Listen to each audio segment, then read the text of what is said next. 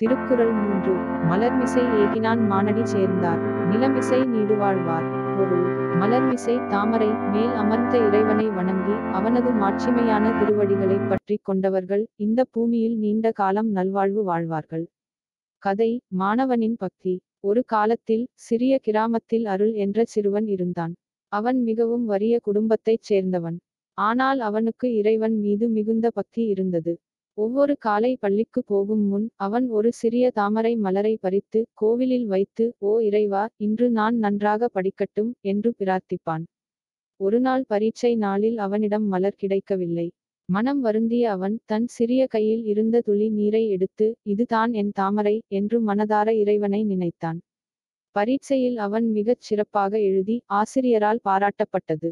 அன்றிரவு அவனுக்கு கனவில் இறைவன் தோன்றி சொன்னார்: மலர் இல்லாவிட்டாலும் மனம் சுத்தமாக இருந்தால் போதும். என் பாதங்களை நினைக்கும் மனமே உண்மையான பூஜை. அருள். அதன்பின் வாழ்நாள் முழுவதும் நேர்மையாக பக்தியுடன் வாழ்ந்தான். அவன் அனைவருக்கும் உதவிய சிறந்த மனிதனாக அறியப்பட்டான்.